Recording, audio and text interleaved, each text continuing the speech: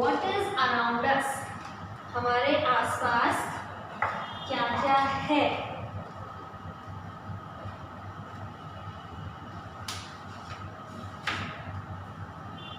Let's start. Dhanvin was roaming in the garden with his mother. Dhanvin अपनी mother के साथ garden में घूम रहा था. While walking, a question arose in his mind. जब वो वॉक कर रहा था तो उसके माइंड में एक क्वेश्चन आता है. धनविन asked his mother. धनविन अपनी मदर से पूछता है, What is land made up of? ये जो लैंड है वो किस किस चीज़ से मिलके बनी है? मदर रिप्लाई करती है, जवाब देती है, Do you see the sun every day? क्या तुम सन को, सूरज को रोज देखते हो? The sun too has a family which is known as the solar family. सन की भी एक फैमिली है, यानी जो सूरज है उसका भी एक परिवार है, उसको सोलर फैमिली बोलते हैं. Our Earth is one of the members of the solar family.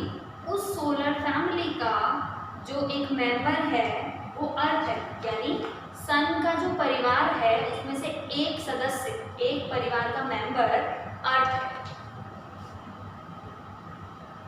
The most important point is that only the earth among all the members of the solar family has got the suitable temperature, water and air to sustain living beings. Most important point ये है कि सिर्फ अर्थ, यानी सिर्फ अर्थ ही सब members, जितने भी members है सोलर फैमिली की, उनमें से सिर्फ अर्थ पे ही सूटेबल टेम्परेचर है, वाटर है, पानी है, एयर है, टू सस्टेन लिविंग बीइंग्स, ताकि हम जैसे लिविंग बीइंग्स, एनिमल्स, ट्रीज, हम लोग रह सकें, ह्यूमंस रह सकें. वैसा जो एक जो माहौल है, मीन्स जो इम्पोर्टेंट सूटेबल कंडीशन जो देता है जिसपे हम लोग जीवित रह सकते हैं, जिंदा रह सकते हैं, वो सोलर फैमिली, पूरे सोलर फैमिली में से सिर्फ एक के पास है, वो है अर्थ. Generally, it is believed that part of sun which has been detached from the sun after the collision is earth. Generally ऐसा माना जाता है कि which has been detached, ये जो अर्थ है वो सन से अलग होके, अलग मतलब अलग हुआ है, उसको अर्थ बोलते हैं. At the time of its origin, it was in the form of a fireball. जब ये origin में था, यानी सबसे पहले पृथ्वी कैसी थी? पृथ्वी पे, यहाँ पे लोग नहीं रहते थे, पृथ्वी एक आग का गोला थी, फायरबॉल. जब वो सन से अलग हुई तो वो एक आग का गोला थी, मीन्स हर जगह आग ही आग थी, पृथ्वी फायरबॉल थी. This fireball started to cool down slowly. ये जो फायरबॉल है वो धीरे धीरे ठंडी होने लगी, यानी इस फायरबॉल में जो आग लगी हुई थी, वो जो आग का गोला था, अब वहाँ पे आग बुझने लगी और वो ठंडी होने लगी. तो जब आग ठंडी होने लगी, many elements of the earth got transformed into liquid and further into solid form. बाद में जो फायरबॉल जब ठंडी हो गई तो जो एलिमेंट्स थे अर्थ के वो ट्रांसफॉर्म हो गए लिक्विड, मीन्स वो सब लिक्विड फॉर्म में आ गया. अब उसके बाद सब सॉलिड फॉर्म में आ गया, मीन्स आग का गोला जब वो ठंडा हुआ तो वो लिक्विड हो गया, लिक्विड के बाद फिर से वो सॉलिड हो गया. During this process the elements which got transformed into solid are known as the lithosphere. जो एलिमेंट ट्रांसफर हुआ लिक्विड से सॉलिड में उसको लिथोस्फीयर बोलते हैं. During the process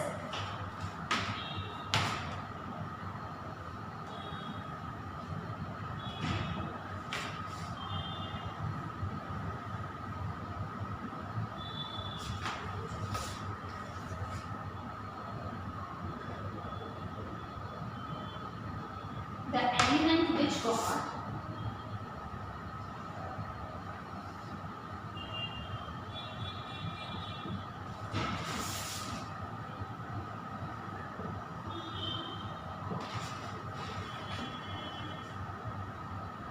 transformed into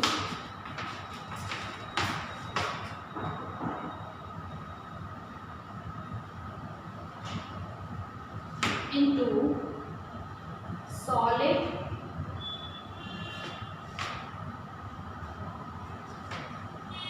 transformed into solid are known as the lithosphere.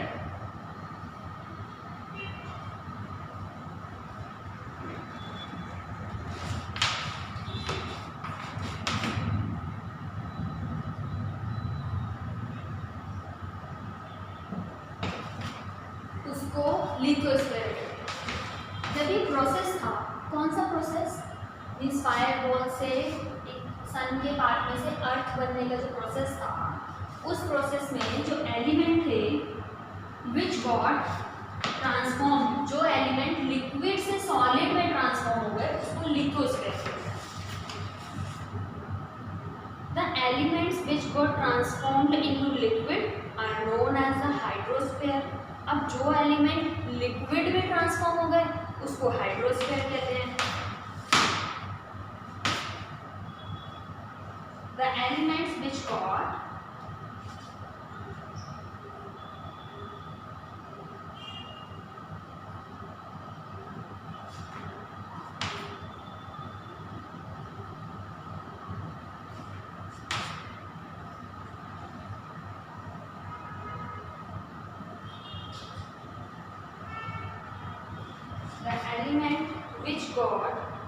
transformed into liquid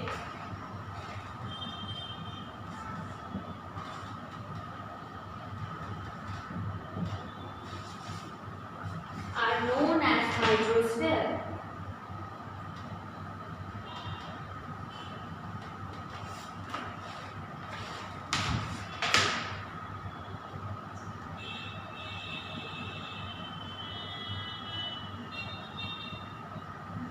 means जो solid में हो गया वो लिथोस्फीयर हो गया, और जो एलिमेंट्स पानी में कन्वर्ट हो गए वो हाइड्रोस्फीयर हो गए।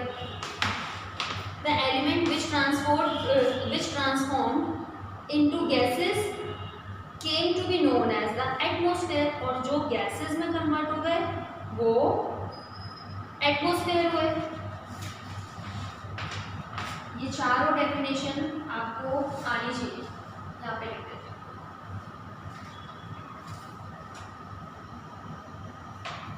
Elements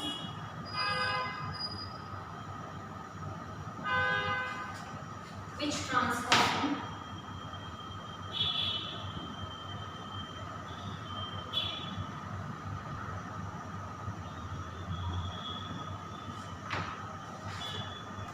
into gases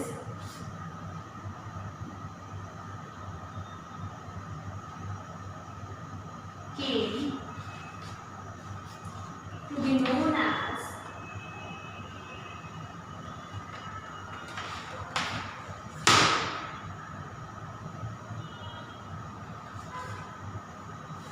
atmosphere.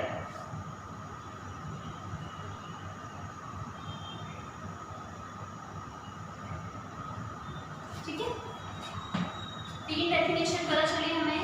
During the process the element which got transformed into solid, जब प्रोसेस था तो उसमें जब एलिमेंट सॉलिड में ट्रांसफॉर्म हुए तो लिथोस्फीयर, जब वही एलिमेंट लिक्विड में ट्रांसफॉर्म हुए तो हाइड्रोस्फीयर, और जब वही एलिमेंट गैसेस में ट्रांसफॉर्म हुए that is called atmosphere. Above all, the living world which developed due to land, water and air came to be known as the biosphere. अब जिसमें gases,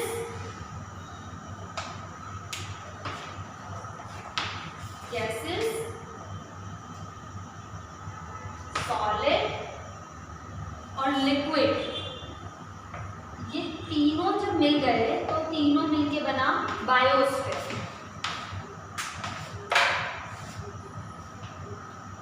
The living world which developed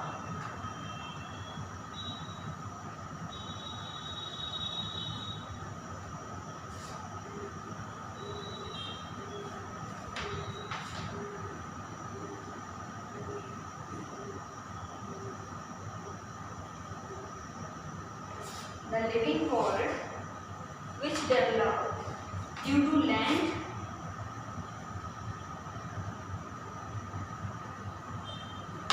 water and air came to be known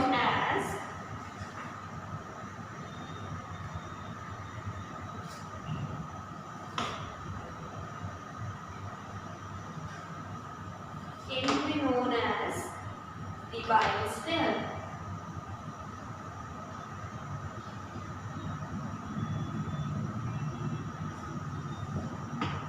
Got it?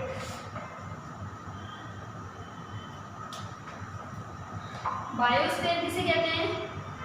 जो world develop हो land, water और air से।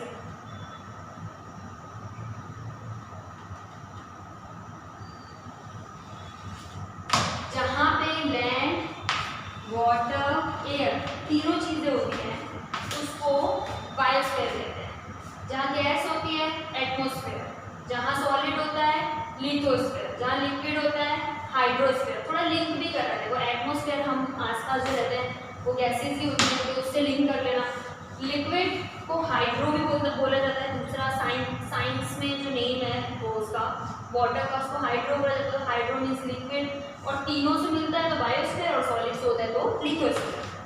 Clear है?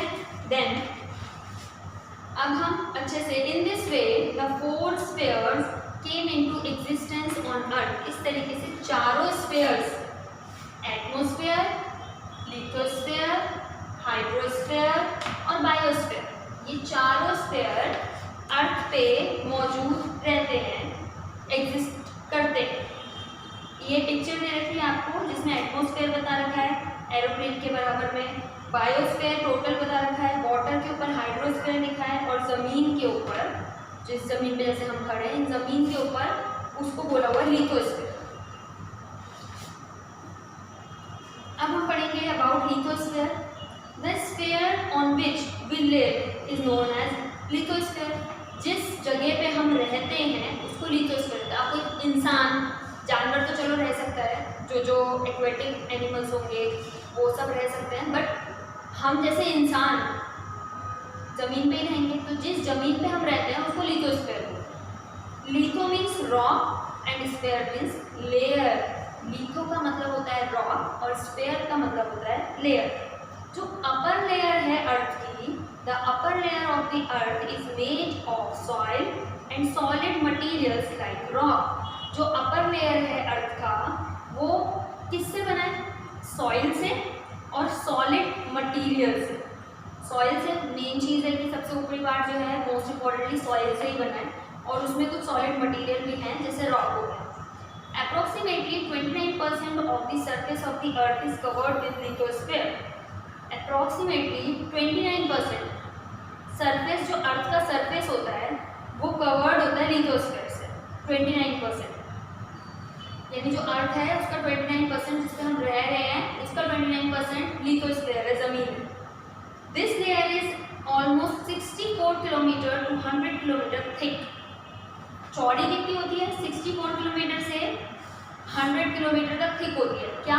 Lithosphere की layer. The thickness of the lithosphere is not the same everywhere in the earth on the earth। अर्थ के ऊपर lithosphere अर्थ के ऊपर हर जगह सेम थिकनेस से नहीं होता है। लाइक उन्होंने बताया कि 64 किलोमीटर से 100 किलोमीटर तक थिकनेस, मोटापा, उसका चौड़ाई इतनी रहती है, मोटाई मतलब थिकनेस ऐसे रहती है। लेकिन एक चीज़ और है कि अर्थ पे हर जगह सेम थिकनेस नहीं रहती है, हर जगह अलग अलग रहता है। Similarly their interior and exterior do not have identical physical features. उसका इंटीरियर और एक्सटीरियर जो है उसमें फिजिकल फीचर्स को आप आइडेंटिफाई नहीं कर सकते। It is mostly made up of substances like soil and rocks। उसका ज़्यादातर जो substances हैं वो soil और rock से मिलकर बने हैं। Land forms like mountains, plateaus, plains and valleys are seen on the lithosphere। lithosphere पे क्या क्या देखने को मिलता है? कैसी कैसी ज़मीन देखने को मिलती है, लैंड देखने को मिलती है, माउंटेन्स, प्लेट्यूज। प्लेट्यूज क्या होते हैं? माउंटेन की तरह ज़्यादा ऊंचे नहीं होते, मीन्स ऊंचाई होती है बट माउंटेन की तरह पीक वाली ऊंचाई नहीं होती, और बहुत ऊंचे नहीं होते, छोटे होते। प्लेन्स जहाँ पे हम रहते हैं प्लेन में, और वैलीज माउंटेन के बीच में जो जगह होती है वो लिथोस्फीयर में हमें देखने मिलती है। The temperature increases as we move towards the centre of the earth. The molten rocks in the interior of the earth are known as magma. जो टेम्परेचर जैसे जैसे बढ़ता जाता है, जब हम अर्थ के सेंटर पे जाते हैं, अभी हम कहाँ रह रहे हैं, सपोज ये अर्थ है तो हम अर्थ के ऊपर रह रहे हैं, है ना, यहाँ पे सपोज रह रहे हैं, ग्रेविटेशनल फोर्स की वजह से हम लोग गिरते नहीं हैं, हम उसकी ऊपरी सतह पे गिरते नहीं है, ग्रेविटेशनल फोर्स हमें पकड़ के रखता है। लेकिन अगर हम जैसे जैसे अर्थ के इंटीरियर जाते रहते हैं तो यहाँ पे लावा है, क्या है, मैग्मा, मीन्स गर्माहट है, बहुत ज़्यादा मैग्मा है, लावा है, वो क्या है, अगर उसका इतना पार्ट भी बॉडी में पड़ गया तो पूरा शरीर जला सकता है, इतनी गर्मी होती है। There are many gases present in the interior of the earth which rise up with pressure and heat. बहुत सारी गैसेस जो है वो प्रेजेंट होती है अर्थ के अंदर। अब अर्थ के अंदर बहुत सारी यहाँ पे गैसेस भी हैं जो प्रेजेंट होती है, जो हीट और प्रेशर बढ़ाती है। ये गैसेस क्या करती है, हीट को बढ़ाएगी एंड प्रेशर को बढ़ाएगी। अब हीट और प्रेशर तो बढ़ाती है, but pressure of rocks of the surface of the earth is equally strong. लेकिन जो रॉक होती है सरफेस पे अर्थ के ऊपर, वो इतनी स्ट्रॉन्ग होती है कि वो उसके बराबर ही होती है जितना प्रेशर है, इसीलिए वो उसको झेल लेती है। दस balance between the two is maintain, इसीलिए दोनों के बीच का जो बैलेंस होता है वो मेंटेन होता है। मीन्स ये जो होता है वो इतना सॉलिड होता है जितना अंदर गर्मी होती है, तो अंदर गर्मी और ऊपर का सॉलिड इक्वल होता है, तो वो बैलेंस कर लेता है। So the crust of the earth does not break, इसीलिए जो अर्थ का ये क्रस्ट होता है ये ब्रेक नहीं होता है, टूटता नहीं है। When the balance between the two is not maintained, the crust breaks and a volcano erupts. जब ये जो क्रस्ट है ये इसको अंदर की जो गर्मी है उसको झेल नहीं पा रहा और यहाँ से फट गया, क्रस्ट हो गया, तो क्रस्ट होके क्या होगा, यहाँ से निकलेगा वल्केनो, ये वल्केनो निकलेगा, बहुत ज़्यादा वल्केनो निकलेगा, और वो जब वल्केनो ठंडा हो जाता है तो वो माउंटेन बन जाता है, तो वल्केनो इरप्ट होता है, बाहर निकल के आता है।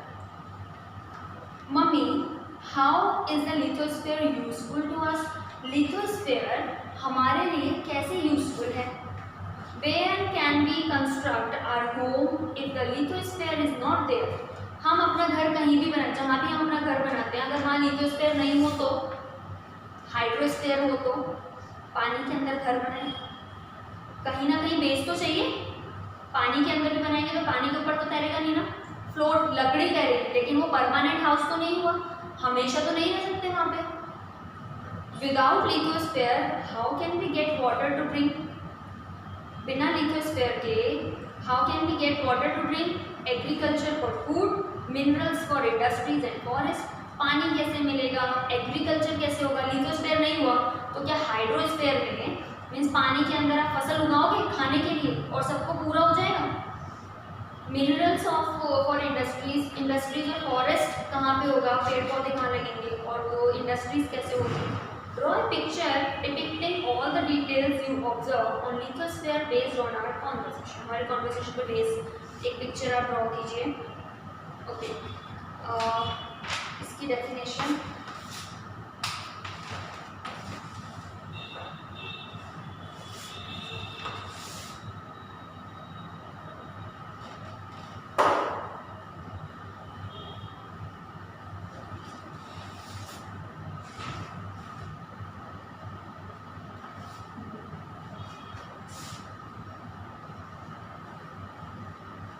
ये 4 डेफिनेशंस आपने होमवर्क की, क्लासवर्क नहीं, होमवर्क की नोटबुक में नोट कर लेना, ये लर्न होनी चाहिए, पीछे क्वेश्चंस भी होंगे एक्सरसाइज में।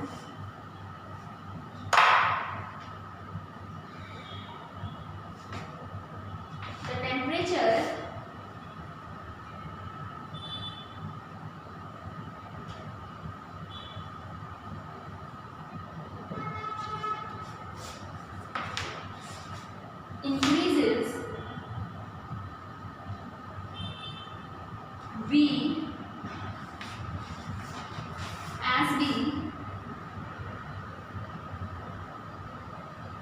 move towards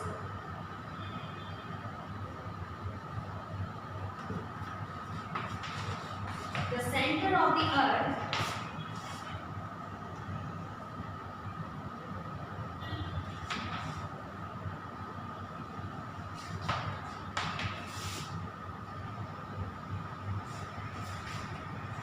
the molten rocks in the interior of the earth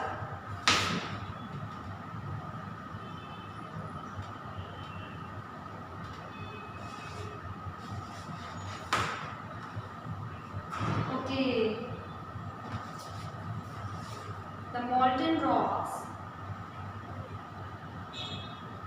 interior of the earth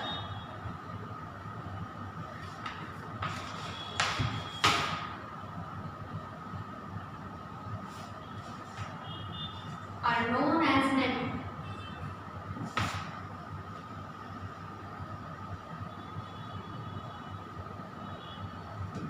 जिसमें से सिर्फ इसकी डेफिनेशन जो है मीन्स ये तो फॉर नॉलेज है, जब टेम्परेचर अंदर से अर्थ से बढ़ता है, जो मॉल्टेन होता है अंदर का, अर्थ के अंदर का,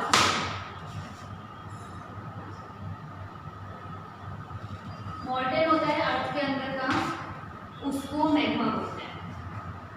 ठीक है, ये हो गया। तो अभी इस लेक्चर में आप लोगों को 3-4 चीज़ें बहुत अच्छे से समझ आ गई होंगी।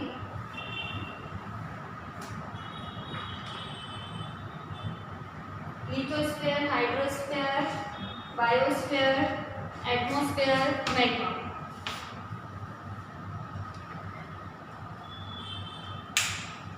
Hydrosphere, now let me talk to you about hydrosphere. चलो अब मैं तुमसे हाइड्रोस्फीयर के बारे में बात करती हूँ। The hydrosphere is a liquid component of the earth. अर्थ पे जितना भी वाटर है या वाटरी फॉर्म है वो सब हाइड्रोस्फीयर है। It includes the oceans, seas, lakes, ponds, rivers and streams. On the surface of the earth, the area of water is more than that of land. जो अर्थ है उसमें लैंड से ज़्यादा एरिया वाटर है। Hydrosphere covers 71% of the earth surface. Earth का 71% hydrosphere cover करता है, right. और लिथोस्फीयर 29% कवर करता है। A water body in hydrosphere that carries a huge amount of water is known as the ocean. जो water body जहाँ पे ज़्यादा अमाउंट ऑफ वाटर होता है उसको ओशन बोलते हैं। These oceans are the Pacific Oceans। अभी कौन से ओशियन होते हैं? Pacific ocean, Atlantic ocean, Indian ocean, Arctic ocean, ऐसे 6 ओशियन हैं, बट यहाँ पे 4 मेंशन किए हैं। All these oceans are connected with each other. ये जो ओशियंस हैं, अच्छा ये इसीलिए नाम लिया गया इन चारों का क्योंकि ये चारों एक दूसरे से जुड़े हुए हैं। The water bodies close to the land are known as seas, bays, straits, gulfs etcetera. जो वाटर बॉडीज जो सीज से कनेक्टेड होती हैं वो ये सब हैं। The oceans on the earth are huge and deep. जो ओशियन है वो बहुत ह्यूज होता है, बड़ा और बहुत डीप होता है। Valleys with depth of 10 to 11 kilometres are located at their bottom. अगर ओशियन के बॉटम में देखा जाए तो वो 10 से 11 किलोमीटर्स 10 to 11 किलोमीटर्स दूर होता है। मतलब इतना डेप्थ होता है उसका, इतना गहराई होती है 10 किलोमीटर नीचे, 11 किलोमीटर नीचे। The ocean bed has similar features like that of the surface of the earth. It has high mountains, plateaus, vast plains, valleys etcetera. इसमें हमने मोस्ट इम्पॉर्टेंट चीज़ें पढ़ी।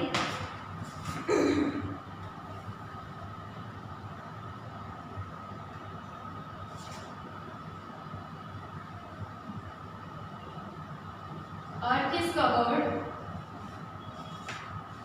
with lithosphere,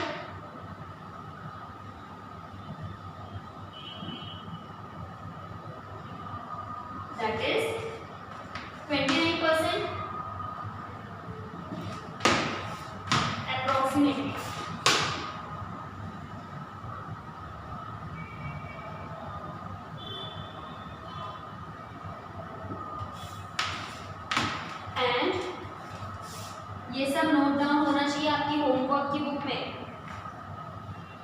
होमवर्क की बुक बनाना, class work में आप back exercise करोगे, homework में इस तरीके के नोट्स करोगे। And earth is covered with hydrosphere,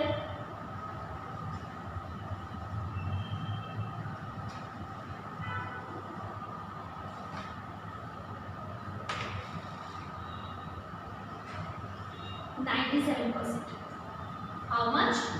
97%. Lithosphere 29%, hydrosphere 97%. So हमने अभी तक जितना पढ़ा है उसके नोट्स आप लोग प्रिपेयर कर लेना, आगे कंटिन्यू नेक्स्ट लेक्चर में करेंगे। Till then you will read it twice whatever we read today in this lecture.